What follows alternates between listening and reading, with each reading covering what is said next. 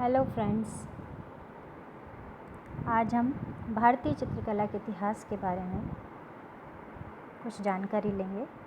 भारतीय चित्रकला का इतिहास ये आपके सेकेंड ईयर का सेकंड पेपर है, जिसमें चित्रकला का इतिहास और मूर्तिकला का इतिहास दोनों का सम्मिलित किया गया है।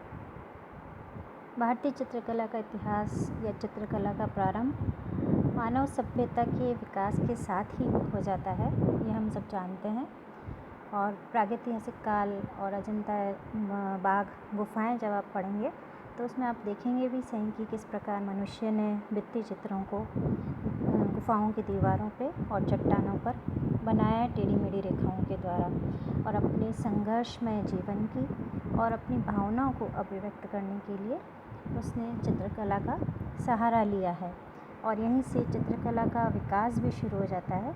इसी विकास के क्रम में सबसे पहले कला क्या है, उसका क्या अर्थ है, ये हम जानने का प्रयास करते हैं।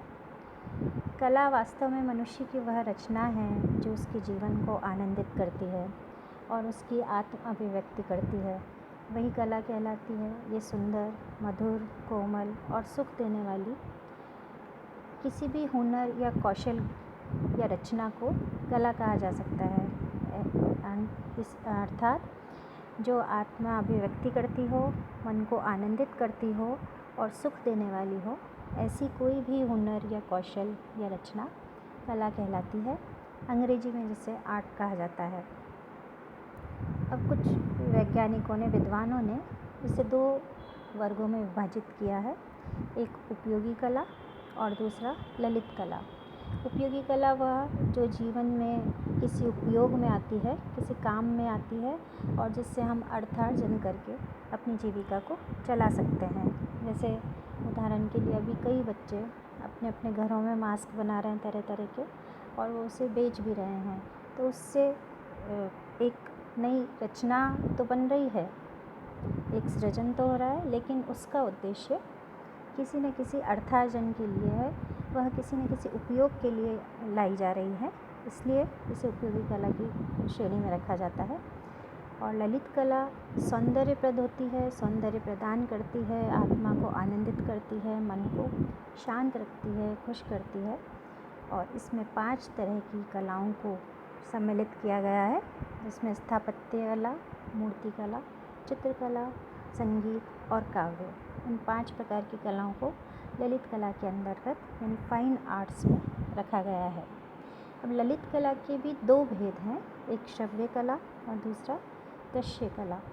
श्रव्य कला के अंतर्गत संगीत, काव्य को रखा गया है, क्योंकि ये दोनों सुनने से समझ में आती है, जबकि दृश्य कला के अंतर्गत स्थापत्य, मूर्ति और चित्रकला को रखा गया है। तो इस प्रकार जो ललित कला है, इसके 2 भेद हैं, श्रव्य कला और दृश्य कला। और चित्रकला जो है वो दृश्य कला के अंतर्गत आती है, जिसे सामने से चित्रकार अपनी भावना को अभिव्यक्त करता है रेखाओं और रंगों के माध्यम से, और उसे चित्रित करके अभिव्यक्त करने का कार्य करता है। अब देखिए भारतीय चित्रकला की क्या क्या विशेषताएं रही हैं, क्योंकि भारतीय चित्रकला का अध्ययन हमको करना है। तो भारतीय चित्रकला की क्या विशेषताएं रही हैं, इस पर एक छोटी सी नज़र हम डालते हैं। भारतीय चित्रकला धार्मिकता और आध्यात्मिकता से युक्त रही है। सदा से ही इसमें शास्त्रीय नियमों का पालन हुआ है। वेदों में, पुराणों में और विभिन्न धर्मों में चित्रकला के उल्लेख प्राप्त हुए हैं, बहुत सारे प्रमाण प्राप्त हुए हैं, और उसके आधार पर ये कहा जा सकता है कि भारतीय चित्रकला सदा ही धर्म और अध्यात्म से जुड़ी रही है। दूसरा, प्रकृति चित्रण। भारतीय चित्रकला में का आरंभ ही प्रकृति चित्रण से हुआ है, क्योंकि जब गुफावासी मानव प्रकृति के साथ, प्रकृति के अंदर ही रहा करते थे, तो वो पहाड़ों और चट्टानों पर रेखाओं के द्वारा प्राकृतिक चित्रों, शिकार आदि का ही बनाना उन्होंने प्रारंभ किया। इसके अतिरिक्त हमारी जो लघु चित्र शैलियाँ हैं, जो मुग़ल से लेकर के और पहाड़ी तक की हैं, उन सभी में प्राकृतिक दृश्य का बहुत अत्यधिक अंकन किया गया है। जैन, पाल सभी शैलियों में प्रकृति को मुख्य रूप से अंकित किया गया है। प्रकृति चित्रण को बहुत अधिक महत्व मिला है और विशेषतः बैकग्राउंड बनाने के लिए, पृष्ठभूमि बनाने के लिए प्रकृति को उपयोग किया गया है, या फिर आधार तल को विभाजित करने के लिए भी प्रकृति का उपयोग किया गया है। इसी प्रकार भारतीय चित्रकला में कल्पना का भी बहुत अधिक महत्व है। काल्पनिक, लौकिक और पारलौकिक कथाओं को चित्रण का आधार बनाया गया है, चित्रण को विषय के रूप में चुना गया है। प्रतीकात्मकता भी भारतीय चित्रकला की एक विशेषता है, जिसमें विभिन्न प्रतीकों के माध्यम से देवी देवताओं को चित्रित किया गया है। जैसे कृष्ण के लिए मुरली या मुकुट या मोरपंख बनाया गया है, शिव के लिए उसका डमरू आदि बनाया गया है। तो इस तरह से प्रतीकात्मक रूप में भारतीय चित्रकला का बहुत महत्व रहा है। आदर्शवाद भारतीय चित्रकला का एक विशेष गुण है। विभिन्न प्रकार की मुद्राएं बनाकर, विभिन्न प्रकार के एक्शन से, मुद्राओं से हाथों की, नेत्रों की, कानों की, पैरों की, शारीरिक मुद्राओं के द्वारा मूर्ति कला में स्पेशली और देवी देवताओं की मूर्तियों में विशेष रूप से मुद्राओं का बहुत अधिक महत्व रहा है। इसलिए मुद्राएं भी भारतीय चित्रकला में एक विशेष स्थान रखती हैं। इसके अतिरिक्त अलंकारिकता, यदि आप लोगों ने बहुत सारी पेंटिंग्स देखी हों, प्लेट्स देखी हों पेंटिंग्स की, लघु चित्र शैली या भित्ति चित्र शैलियों के कुछ उदाहरण देखे हों, तो आपने देखा होगा कि सभी जगह कहीं ना कहीं कोई ना कोई अलंकारिकता उसमें, बेल, बूटे, पत्तियाँ या किसी तरह का फूल आदि बनाए गए हैं। यहाँ तक कि आयड़ के उत्खनन में जो मृत भांड मिले हैं, मिट्टी के बर्तन मिले हैं, उन पर भी रेखाओं के द्वारा विभिन्न प्रकार की अलंकारिकता, विभिन्न प्रकार की डिज़ाइंस बनाई गई हैं आड़ी तिरछी रेखाओं के द्वारा। तो अलंकारिकता भारतीय चित्रकला में शुरू से ही, आरंभ से ही विद्यमान रही है। भारतीय चित्रकला साहित्य पर आधारित रही। विभिन्न साहित्यों को विषय के रूप में चुनकर चित्रकारों ने चित्रण किया है और इसी से चित्र फूले फले हैं। चाहे वो जैन शैली हो, चाहे अजंता हो, चाहे वेद, पुराण, ऋग्वेद आदि में भी इन सब का उल्लेख मिलता है। और विभिन्न प्रकार के साहित्यों से, काव्य से, साहित्य से, गीत गोविंद इसका एक उदाहरण है, रागमाला उदाहरण है। तो विभिन्न प्रकार के साहित्यों को लेकर भी कवियों की, सूरदास, कालिदास, इन अभिज्ञान शाकुंतलम, इन सब के साहित्यों से भी विषय लेकर के चित्रकारों ने चित्रण किया है। इसके अतिरिक्त लोक जीवन से जुड़ी हुई यह कला है। इस कला में स्थान स्थान पर लोक जीवन से जुड़ी हुई घटनाओं को चित्रित किया है। कलाकार राजाश्रम में पले, राजाओं के संरक्षण में रहे, लेकिन लोक जीवन के विषयों को उन्होंने मेले, त्यौहार, उत्सव, छोटी छोटी सी खुशियाँ, देवी देवता, लोक पर्व आदि को अपने चित्रण में शामिल किया, चित्र विषय में शामिल किया है। इस प्रकार भारतीय चित्रकला की कई अन्य विशेषताएं हैं जिन पर एक प्रकाश हमने डाला है।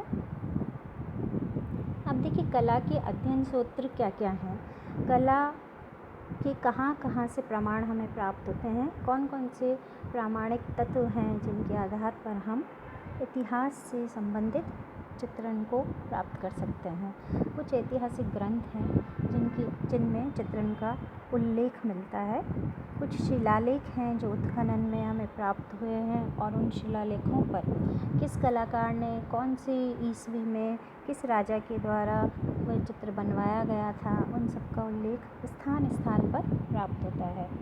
प्राचीन शिलाखंड हैं या उत्खनन में प्राप्त वस्तुएं हैं। कुछ वस्तुएं जो खुदाई के समय प्राप्त होती हैं, जैसे मिट्टी के बर्तन हैं, घड़े हैं, कुछ मुद्राएं हैं। उन सब के आधार पर भी हम इस चीज़ को प्रमाणित करते हैं कि ये चित्रकला उस समय की है, कौन सी ईस्वी की है, कौन सी शताब्दी की है, इसका पता चलता है।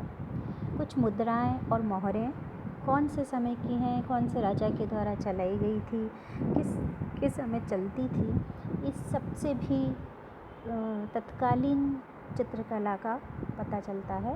उस समय की चित्रकला कौन से समय में किस राजा के द्वारा, कौन से कलाकार के द्वारा बनाई गई है, इसका पता किया जा सकता है।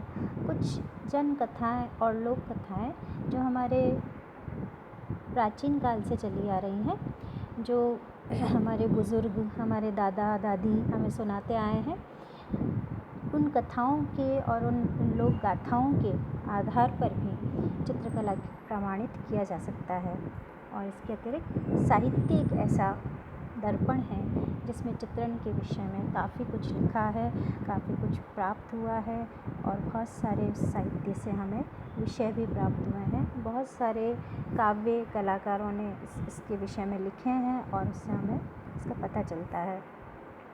तो इस प्रकार ये सब ऐसे तत्व हैं जिनसे चित्रण के प्रमाण कहाँ कहाँ से प्राप्त होते हैं उसके बारे में हमें पता चलता है।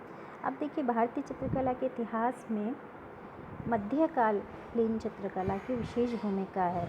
मध्यकालीन चित्रकला आपका सिलेबस में सेकंड यूनिट है और सेकंड यूनिट में 700 ईस्वी से 1600 ईस्वी तक का जो काल है, जो अजंता के बाद में करीब 200-300 साल तक का समय ऐसा रहा, लगभग 300 साल तक का समय ऐसा रहा जब कोई भी कलाकृति नहीं बनाई गई या चित्रकला अपने अवधान में चली गई। लेकिन 700 ईस्वी के पश्चात धीरे धीरे वापस चित्रकला में उत्थान आया और 1600 ईस्वी तक एक बार फिर से चित्रकला अपने चरम पर पहुंच गई। तो कुछ शैलियां हैं जिन शैलियों में चित्रण प्रारंभ हुआ, उनमें पाल शैली, गुजरात शैली, जैन शैली और अपभ्रंश, ये 4 ऐसी शैलियां हैं जो 700 से 1600 ईस्वी तक धीरे धीरे पनपी और कलाकारों ने राजाश्रय में रहकर धीरे धीरे जनमानस के विचारों को अपने चित्रण में सम्मिलित करते हुए चित्रकला को एक बार फिर से जीवित करने का कार्य किया। तो यहाँ मध्यकालीन चित्रकला में पाल शैली, गुजरात शैली, जैन और अपभ्रंश के विषय में हम विस्तृत चर्चा करेंगे। तो भारतीय चित्रकला के इतिहास में 10वीं से लेकर 15वीं शताब्दी तक लगभग 500 वर्षों में जब चित्रकला जीवित हुई तो इन चारों शैलियों ने ही उन्हें जीवित किया है। और मुख्यतः यह बंगाल, बिहार से प्रारंभ हुई और नेपाल का भी इसमें प्रभाव होने के कारण बौद्ध धर्म का इसमें आधिक्य रहा।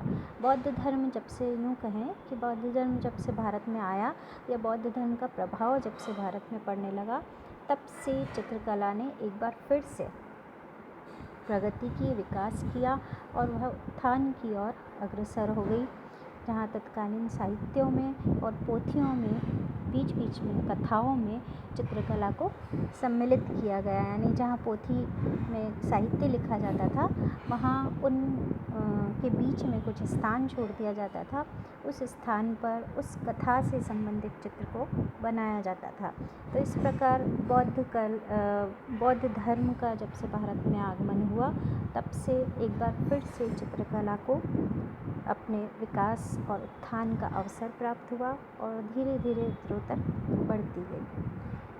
अगली क्लास में, अगली कक्षा में हम इसी विषय को आगे बढ़ाते हुए पाल शैली के बारे में विस्तृत अध्ययन करेंगे। पाल और गुजराती शैली के बारे में जानेंगे, ये कैसे पनपी, कौन से कलाकारों ने इन्हें बढ़ाया और इनकी क्या विशेषता रही है। तब तक आप इस कला क्या है और कला के बारे में अपने विचार, कला को जानने का प्रयास करें और इसके बारे में कुछ काल्पनिक और कुछ साहित्यों को पढ़ें और उनके नामों को समझने का प्रयास करें।